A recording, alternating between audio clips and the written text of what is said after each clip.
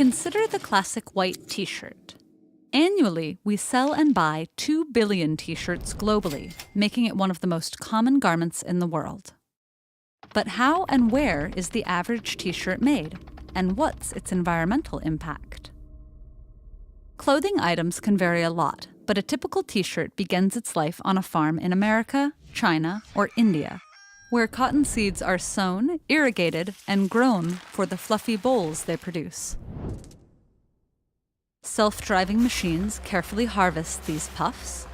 An industrial cotton gin mechanically separates the fluffy bolls from the seeds, and the cotton lint is pressed into 225-kilogram bales. The cotton plants require a huge quantity of water and pesticides.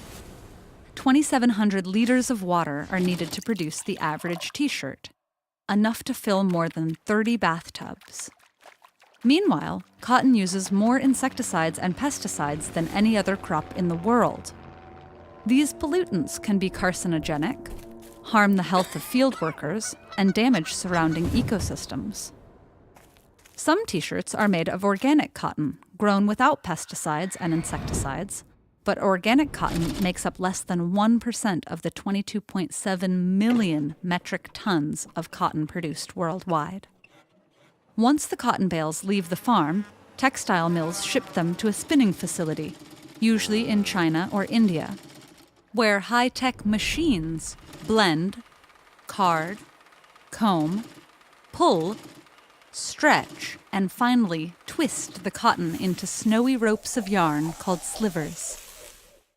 Then yarns are sent to the mill, where huge circular knitting machines weave them into sheets of rough grayish fabric, treated with heat and chemicals until they turn soft and white.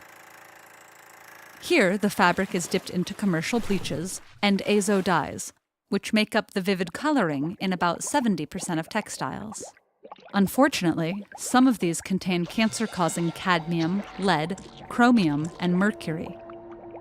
Other harmful compounds and chemicals can cause widespread contamination when released as toxic wastewater in rivers and oceans. Technologies are now so advanced in some countries that the entire process of growing and producing fabric barely touches a human hand. But only up until this point.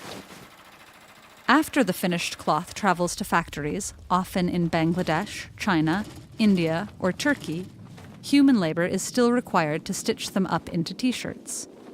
Intricate work that machines just can't do. This process has its own problems. Bangladesh, for example, which has surpassed China as the world's biggest exporter of cotton t-shirts, employs 4.5 million people in the t-shirt industry. But they typically face poor conditions and low wages. After manufacture, all those t-shirts travel by ship, train, and truck to be sold in high-income countries, a process that gives cotton an enormous carbon footprint. Some countries produce their own clothing domestically, which cuts out this polluting stage. But generally, apparel production accounts for 10% of global carbon emissions. And it's escalating.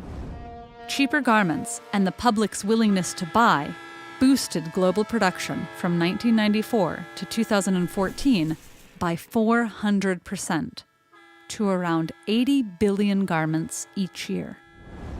Finally, in a consumer's home, the t-shirt goes through one of the most resource-intensive phases of its lifetime. In America, for instance, the average household does nearly 400 loads of laundry per year, each using about 40 gallons of water. Washing machines and dryers both use energy, with dryers requiring 5 to 6 times more than washers. This dramatic shift in clothing consumption over the last 20 years, driven by large corporations and the trend of fast fashion, has cost the environment, the health of farmers, and driven questionable human labor practices. It's also turned fashion into the second largest polluter in the world after oil. But there are things we can do. Consider shopping secondhand. Try to look for textiles made from recycled or organic fabrics. Wash clothes less and line dry to save resources. Instead of throwing them away at the end of their life, donate, recycle, or reuse them as cleaning rags. And finally, you might ask yourself, how many t-shirts and articles of clothing will you consume over your lifetime? and what will be their combined impact on the world. When we produce TED-Ed videos about the environment, we often think about the young people who subscribe to this channel and how unfair it is that you're inheriting environmental problems that were probably set into motion long before you were born. The good news is that we see students everywhere making moves to meet the world's biggest challenges head-on.